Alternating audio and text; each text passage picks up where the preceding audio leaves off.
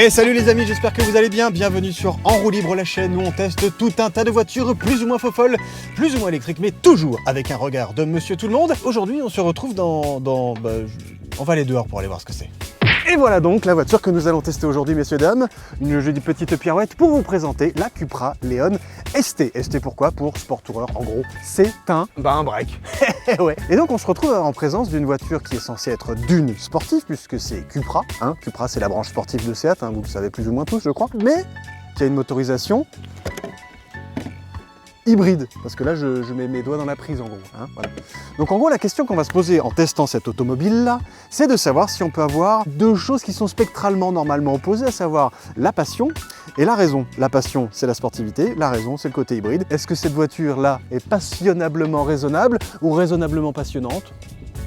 Eh bien nous allons voir ça de ce pas. Oh, attendez, j'oublie un truc très très important.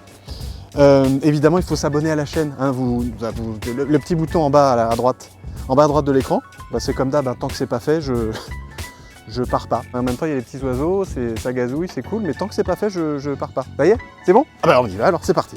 En avant. Et n'oubliez pas d'activer la cloche en bas pour les prochaines vidéos. C'est important ça aussi.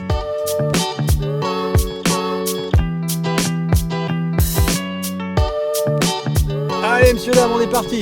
Ah non, j'ai oublié un truc. Oh la vache. Avant de partir faire les foufous au volant de cette Cupra Leon ST, j'ai envie de vous montrer quand même ce qu'il y a sous son capot. C'est quand même intéressant de savoir ce qu'il y a sous le capot avant de partir. On a bien, oui, un moteur thermique par ici, un 1,4 litre qui fait 150 chevaux, et de l'autre côté, ch'tunk, son pendant électrique, qui délivre lui une puissance de 85 kW. Tu fais ton petit calcul et ça fait bien 245 chevaux. Si la batterie est bien rechargée, elle te permet, mine de rien, en accouplant ce moteur-là avec ce moteur-là, de t'offrir 400 Nm de couple, mon gars. Eh ouais. Et les batteries, on en parle des batteries? Les batteries, elles font 13 kWh et elles chargent à peu près en 3h30 sur une prise wallbox classique, enfin qui envoie un peu de steak, et sur une prise de 130 volts, là tu mets 6 heures pour reprendre un peu la pleine charge.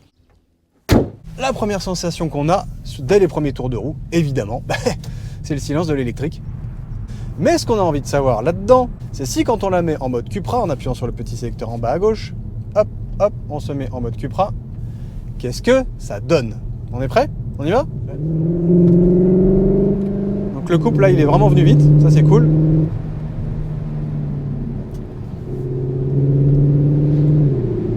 Niveau freinage, évidemment on a énormément d'inertie, puisqu'on a du poids et qu'on a une voiture relativement longue. Donc ça se ressent un petit peu sur les phases de freinage, la voiture plonge un peu. Et c'est ça que j'ai envie presque de reprocher quand on se met en mode vénère, en mode dynamique. C'est que les suspensions, les liaisons au sol, je les trouve un petit peu flottantes. Il y a des mouvements de caisse un peu dans tous les sens. Ça manque un peu de mordant. On a le même genre de sensation avec le placement au volant. C'est un peu lâche, quoi. Il y a un petit degré de latence entre le moment, c'est presque un peu trop assisté, quoi. Et c'est du coup un peu embêtant. Parce que c'est une voiture qu'on a quand même envie de bien placer, parce qu'elle est quand même chaussée en 19 pouces, donc globalement, elle envoie un peu. Elle tient un bon petit rythme, grâce évidemment à l'ajout de ces quelques kilowatts d'électricité. Le couple vient relativement bien, sur une notion continue, ça c'est plutôt cool. Donc on peut se permettre d'être assez dynamique pendant un petit bout de temps, mais le problème c'est qu'on peut se permettre d'être dynamique jusqu'au moment où la batterie, il n'y a plus de jus, quoi. Là, il nous reste 46% de batterie. Ça va, on peut encore lui en demander plein la gueule. Et tu vois, elle danse un peu la voiture quand on lui demande. Et du coup, c'est pas très rassurant au sens où tu te fais un peu envoyer valdinguer par les suspensions, quoi. Ça manque de verrouillage, ça manque de fermeté. Et c'est dommage parce qu'on sent que ce moteur, il marche vraiment bien. Pour un 245 chevaux hybride de ce type-là, il demande qu'à vraiment bien fonctionner. Quand il est chargé, c'est un vrai bonheur. Il est assez plein, il est assez linéaire dans la façon dont il délivre sa puissance et dont il délivre le couple. Donc ça, c'est plutôt chouette. Le dernier truc qui, moi, me fait dire qu'on n'est pas en présence d'une vraie sportive, c'est le freinage. Le freinage, la pédale, elle a une longueur de pédale qui est assez grande avant de trouver un mordant qui est assez, pas mou, mais ni spongieux, mais pas très présent très vite. Et le vrai souci, c'est que normalement, on pourrait avoir la petite option frein Brembo qui va bien, puisque Cupra et Brembo, ils sont assez copains. Mais le seul modèle de Cupra ST sur lequel on ne peut pas les mettre, c'est sur l'hybride. Donc si tu as une hybride, au niveau freinage, tu te la mets dans l'oreille, ce qui est un peu dommage puisque c'est quand même là où on a envie d'avoir les freins les plus endurants et les plus performants vu le poids de la bête, 1,7 tonne, je le rappelle, et surtout vu les liaisons au sol qu'on a, tu as envie quand même d'avoir cette espèce d'impression de pouvoir garder ta voiture, de pouvoir la maintenir et de pouvoir la garder dans les mains et dans les pieds. Et là, tu vois, faut vraiment s'employer. Ça mord, hein, c'est pas le souci, il morde bien, il y a des bons disques, c'est pas le problème. Ça manque d'un côté un peu plus verrouillé tout de suite, quoi. Il y a l'une des émotions principales quand tu cherches une auto passion, une auto sportive, une auto de plaisir, c'est évidemment l'émotion de quand tu appuies que ça envoie du steak. On a vu que ça envoie quand même pas trop mal, c'est pas mal. Il y a une émotion qui pour moi est fondamentale, c'est les oreilles. Et alors tu vas voir que l'émotion des oreilles, dans cette Cupra Leon ST, il y a un petit souci. Le souci, c'est que nos amis de chez Cupra, ils se sont dit « Hé les gars, on a une hybride, mais on a un truc qui envoie, ça fait pas trop de bruit parce que les FAP et les machins et tout ça, bon bah quand même, on peut pas foutre des pots qui pétaradent de partout, on va mettre une vraie fausse sonorité. Je te fais écouter ? Écoute.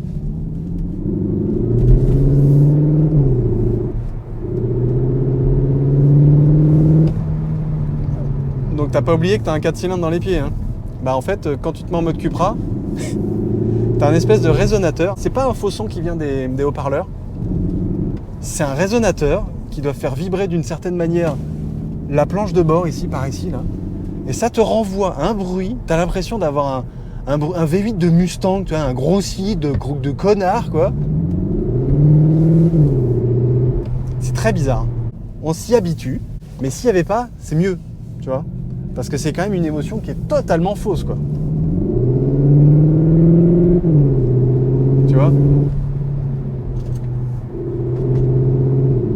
C'est quand même un petit peu plus agréable quand on a le vrai son du moteur. Du moins le son pas avec résonance. Parce qu'on sait un peu plus où on est dans les tours.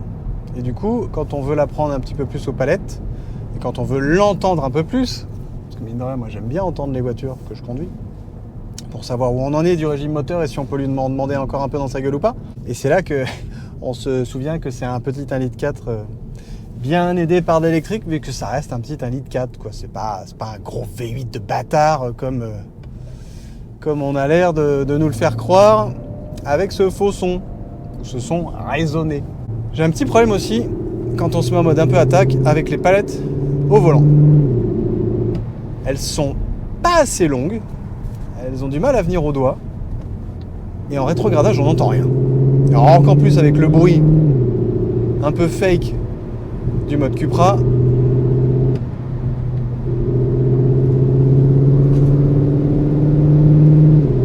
C'est pas oufissime. Et là, j'ai un vrai... Oh la vache, le mordant du freinage, quoi. J'ai la pédale qui a fait bloup d'un seul coup alors que je lui demandais un peu.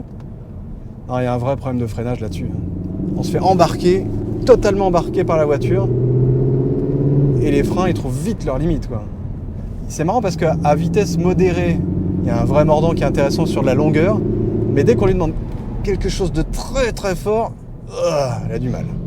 La boîte DSG à 6 rapports, elle manque un peu de rapidité, hein, clairement.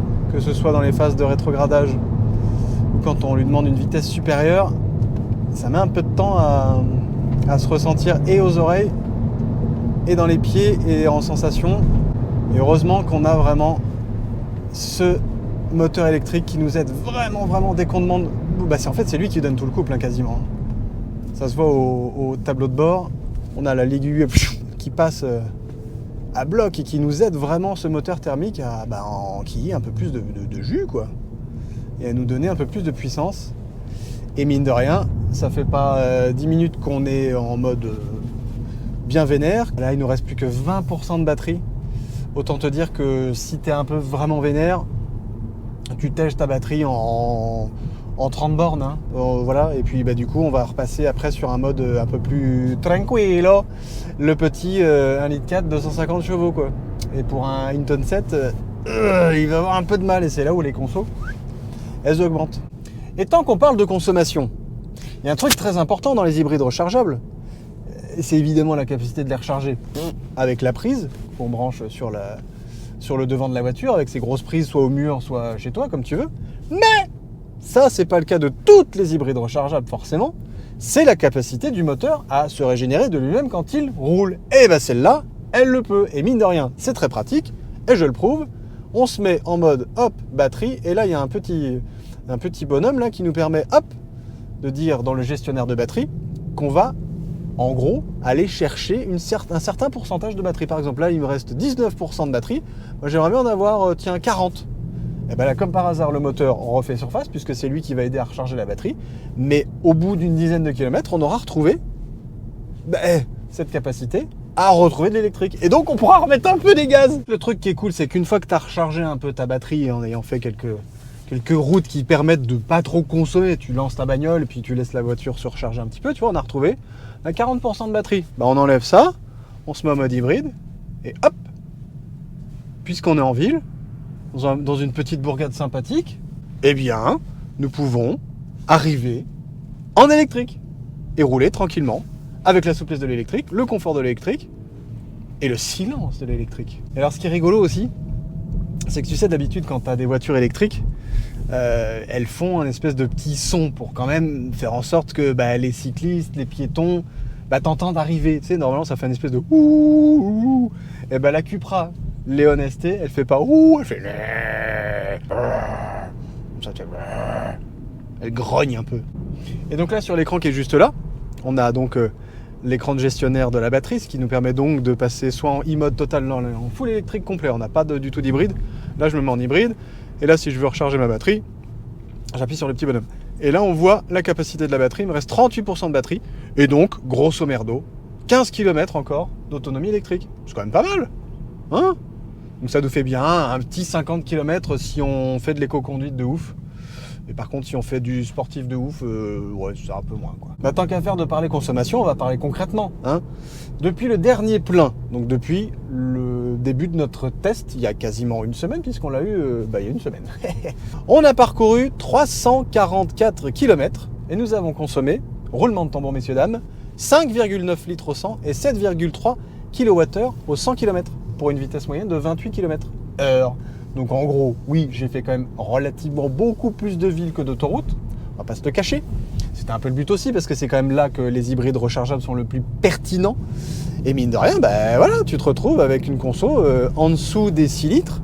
C'est quand même pas dégueu. Là, évidemment, en conso instantanée depuis ce matin où on envoie un peu plus les watts, on est aux alentours des 8 litres et 10 kWh d'électricité. Donc forcément, j'ai demandé beaucoup plus de temps au thermique que l'électrique. C'est normal, puisqu'on était en mode vénère de chez vénère.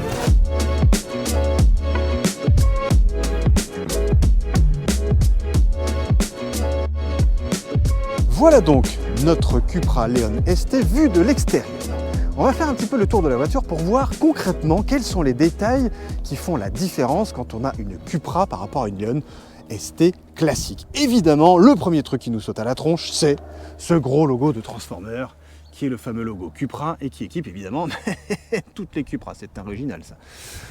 Et on se retrouve donc avec un avant. Travaillé, oui, mais peut-être pas assez travaillé. J'ai presque envie de dire que c'est presque un peu trop sage. On aurait presque eu envie d'aller un peu plus loin dans le délire de ces petits nids d'abeilles qui sont assez jolis. On aurait bien retrouvé un petit peu plus. On aurait bien aimé avoir des ailes un petit peu plus travaillées, un petit peu plus, je sais pas, musclées. Tu vois, ces petites ailettes là, c'est pas mal, mais ça manque de. C'est presque un peu sajounet. Il y a une belle signature lumineuse. Ça, je trouve ça vraiment très joli. On a des phares LED de série qui marchent vraiment bien. Des petits détails assez jolis, assez travaillés sur ces optiques à l'avant. Ça, c'est plutôt pas mal. Mine de rien, la Leon ST, c'est quand même une sacrée bête. Hein. Elle fait 4,65 m de long, 1,80 m de large et elle fait 1,46 m de haut. Et alors, il y a un truc qui m'a moi frappé, c'est du fait qu'on ait une hybride rechargeable, on a des batteries qui logiquement sont placées sous la voiture, enfin du moins sur l'arrière de la voiture. Et de fait, la voiture est un tout petit peu plus surélevée qu'habituellement. Et c'est ça qui est assez étonnant, c'est qu'on se retrouve avec une sportive un tout petit peu plus haute sur pattes, quoi. Et ça se ressentait un petit peu au niveau de son comportement. Notre modèle d'essai que nous a gentiment prêté Cupra, et merci à eux une fois de plus pour ce prêt d'une semaine, donc on a bien roulé avec, Eh ben, il est coloré en gris graphène. Ça aussi, c'est une option qui est plutôt pas mal parce que ça lui donne un petit côté Audi RS4 ou RS6. Tu sais, ça me rappelle moi ce fameux gris Nardo. Là, on se retrouve avec un gris un petit peu plus tenu, un petit peu plus prononcé, qui est assez joli. Et c'est mine de rien une option à 950 balles quand même. Mais ça allez-vous, hein, ça a vraiment de la gueule. En général, sur n'importe quel break, les parties arrière, c'est les parties les plus compliquées à retravailler parce que tu as souvent l'impression que c'est une voiture classique, une voiture 5 portes à laquelle on a rajouté un gros coffre. Là, c'est vraiment pas le cas. Je trouve que cet arrière de Cupra Leon ST est vraiment plutôt bien réussi parce qu'il a été très très bien travaillé avec ce côté un petit peu pincé. Tu vois, tu sens que ça aide comme une espèce de petit béquet qui est déjà présent là, mais ça donne un petit côté, une petite lignée qui va vers la sportivité, vers quelque chose d'assez élancé. J'aime beaucoup les optiques arrière qui sont assez travaillées en 3D, ça c'est très joli, ça marche vraiment bien. Par contre, il y a un truc qui me gêne énormément dès qu'on passe à l'arrière de la Cupra Leon ST hybride, c'est ça, parce que ça, ce sont des vraies fausses sorties d'échappement. Et en plus, avec ce côté cuivré, bon, moi je suis pas spécialement giga fan, si on pouvait au moins le dégager, voilà. Mais les gars, vous auriez pu nous mettre au moins juste 2 échappements, tu sais, deux jolis échappements ronds avec un peu de cuivre, si tu as envie d'en mettre. Mais bon, là, cette espèce de double sortie, un peu moisie, fausse plastoc, bizarre, j'ai presque envie de dire, non mais enlevez-le, ça sert à rien, quoi. Bon, alors évidemment, puisqu'on est à l'arrière, l'important dans un break, qu'est-ce que c'est? Le coffre, ça c'est cool. Ouverture motorisée qui va bien. Et on se retrouve avec un coffre qui fait, mine de rien, une bonne petite taille et qui comprend carrément 470 litres. Oui, 470 litres en soi, c'est pas mal, c'est pas rien. Enfin, on a de quoi ranger des trépieds, on a de quoi ranger des sliders, on a de quoi ranger des sacs à dos, on a de quoi ranger quelques câbles de recharge dans tous les sens ici. Ça, c'est plutôt très très bien fichu d'avoir ce petit rangement où on range les 2 câbles, et le gros câble pour les grosses prises et celui pour les prises domestiques. Par contre, mine de rien, on perd 150 litres de capacité par rapport au modèle thermique, par rapport aux 310 chevaux, 2 litres turbo, qui en plus est en intégrale. Mais bon, c'est le prix à payer pour rouler 50 km plus ou moins en électrique et ne rejeter que 35 grammes de CO2 par kilomètre, les gens. Eh oui. Tac. Donc esthétiquement, c'est un peu comme sur la route. On se retrouve vraiment dans ce fameux, cette espèce d'entre-deux un peu bizarre.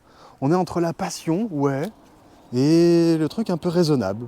C'est joli, hein, franchement, c'est bien fini, ça a vraiment de la gueule, ça a une bonne bouille, mais on va pas assez loin, tu vois, dans tout ce côté un peu agressif. On aurait aimé quelque chose d'encore peut-être un peu plus nerveux.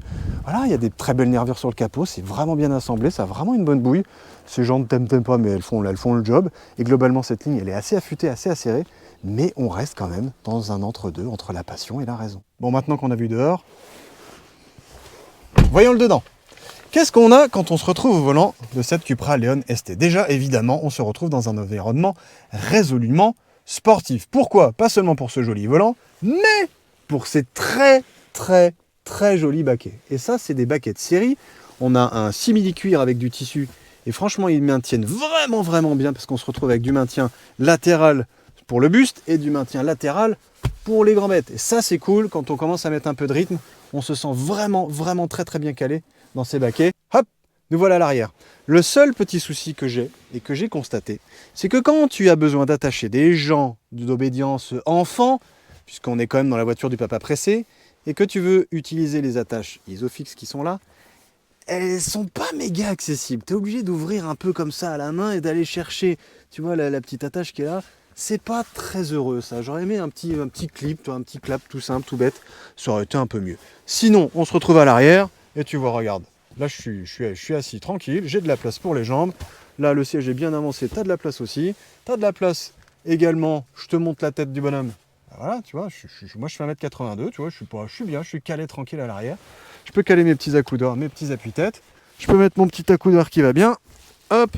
Et franchement, on est prêt à voyager dans un confort vraiment, vraiment important, et ce qui est vraiment chouette. Et ça, c'est une option aussi, mais c'est très important de la prendre, franchement, si tu considères cette voiture-là un jour, c'est ça. C'est cet énorme toit panoramique qui apporte une lumière et un espace de dingue. Et on se retrouve dans un environnement très cool et on peut voyager longtemps à l'arrière en tant que passager. On a de la place, on a des petites prises USB-C pour recharger ton portable dernière génération. Et en plus, tu peux regarder par là si ton conducteur il conduit bien, hein, il fait pas trop n'importe quoi. Bon, repassons devant parce que c'est quand même là que ça se passe. Qu'est-ce qu'on remarque en premier quand on rentre dans cet environnement d'une Cupra Leon ST ? et ben on remarque que c'est très épuré. Pas forcément sur les écrans, ça on va en reparler un peu après, mais là il se passe vraiment rien, il y a très peu de boutons. On a le bouton pour enlever l'arrêt du moteur, le frein de parking, ouvrir ou fermer les portes, le petit sélecteur de vitesse, tu vois, c'est le fameux petit rasoir tout petit mais très pratique, le frein de parking, et ça c'est pas le bouton start-stop, et non, c'est le bouton pour enlever l'USB, je me suis gouré 2-3 fois, hein, j'ai appuyé forcément dessus. Le bouton start-stop, il est ici, sur ce petit volant qui envoie du steak, et qui mine de rien est une option, mais qui vaut le coup, et je crois que c'est une option aux alentours de 700 balles, mais franchement ça vaut le coup parce que ça regroupe énormément d'informations et ça permet d'aller beaucoup plus vite dans les menus, en particulier via cette petite touche ci qui permet de passer via les différents modes de conduite de la bête, jusqu'à aller évidemment jusqu'au mode Cupra, qui est le mode le plus foufou de la voiture. Qu'est-ce qui m'a gêné dans cet environnement, au-delà du fait que ce soit épuré? Ça me gêne évidemment pas du tout, parce qu'on se retrouve avec quelque chose de très allégé, de très aérien, il y a de l'espace aux jambes, on se sent pas envahi par une flopée de boutons comme ça peut être, tu sais, c'est pas la centrale nucléaire de boutons, il faut appuyer ici, machin, c'est un peu le bordel. Tout est rassemblé ici, sur cet écran-là, mais du coup, le souci, c'est qu'il y a tellement de fonctionnalités rassemblées au sein d'un même endroit, sur cet écran qui ne veut absolument pas bouger, voilà, si. Alors, Michel, enfin, voilà. Tu vois, tu te retrouves avec tout un tas de choses, tout un tas de menus dans tous les sens, et tu peux faire ça, tu peux faire ci, puis alors tu vas dans les sous-menus pour la navigation, les sous-menus pour les médias, les sous-menus pour la voiture, enfin, il y a un nombre de trucs, limite, c'est un peu trop, quoi. Et puis alors, bon, c'est évidemment, tout ça est très tactile, et ça marche vraiment bien, ça marche de façon assez mine de rien, assez intuitive. Mais je sais pas, il y a 2-3 trucs que je trouve... c'est un peu too much, quoi. Et sinon, esthétiquement parlant, globalement, c'est très épuré dans les fonctionnalités des boutons et machin, et c'est très épuré aussi dans la finition et dans la présentation. C'est pas très ostentatoire, on se retrouve avec seulement quelques petites particularités du style, cette espèce de vrai faux acier brossé, cette espèce de petit truc en nid d'abeille qui est assez joli, c'est du plastique pelliculé, mais ça marche vraiment bien. Et globalement, ça donne une impression de quelque chose de vraiment bien assemblé. Il n'y a pas de... c'est du plastique, tu vois, tu sens que c'est pas... tu fais gratte partout, mais tu te retrouves dans une voiture qui n'est pas dans un segment ultra premium, mais c'est vraiment bien construit, quoi. On a de la place ici pour une recharge d'induction pour le téléphone, ça c'est plutôt chouette, on a 2 petites prises USB qui vont bien, on a de la place pour mettre les gobelets, de la place pour mettre une petite prise 12 volts qui est par ici. Globalement, ça le fait, quoi. J'ai parlé du toit, du super toit Panomanix, mais tu vois, les trucs énormes qui permettent de faire entrer une lumière de dingue dans cet environnement qui est quand même, au-delà d'être très joli, très bien fini et plutôt bien conçu, tu vois, petit détail sur le siège avec des petites surpiqûres tant qu'on les voit, et puis le petit logo Cupra sur le baquet, j'aime beaucoup ces baquets, je le redis. Mais il y a un truc, moi, qui m'a vraiment gavé, c'est le fonctionnement du toit ouvrant. Quand tu as l'habitude d'avoir un toit ouvrant, tu sais que normalement, ici, tu as des boutons. Voilà, donc quand tu appuies une fois, tu vois, là, je viens d'entrouvrir le truc, ça marche. Mais pour ouvrir complètement le toit ouvrant, non, tu rappuies pas. En fait, il faut glisser le doigt vers l'arrière, et là, ton truc s'ouvre. Et quand t'as pas compris ça, tu mets 4 plombes à le faire, et c'est un peu relou. Mais une fois que tu l'as compris, c'est pratique, quoi. Et voilà, monsieur, dame, c'en est fini de ce test de la Cupra Leon ST pour Sport Tourer, donc le break Cupra hybride rechargeable. Pas inintéressant, mais en début de vidéo, on se demandait si c'était une auto sportive ou une auto raisonnable. J'ai envie de dire, c'est quand même plutôt du côté raisonnable que ça se penche. C'est une auto raisonnablement sportive. Voilà, je pense qu'on a trouvé le bon compromis entre les deux. J'espère que vous en avez appris un peu plus sur ce modèle pas si inintéressant que ça de la gamme Cupra, qui permet quand même de rouler un peu au taquet. J'espère vous retrouver très bientôt sur En Roue Libre, la chaîne où on teste tout plein de voitures dans tous les sens. Évidemment avec un regard de Monsieur Tout le Monde. C'est moi, Monsieur Tout le Monde, et c'est vous aussi. N'hésitez pas à me laisser des commentaires, à me dire si vous avez été d'accord ou pas avec mes analyses et avec mes sensations, et si vous avez eu les mêmes ou non, et si cette voiture-là vous intéresse ou non. Mettez-moi des pouces en haut, des pouces en bas, surtout des pouces en haut, tant qu'à faire, c'est quand même un peu mieux. D'ici là et d'ici le prochain test, portez-vous bien. Je vous souhaite bonne route et très bientôt.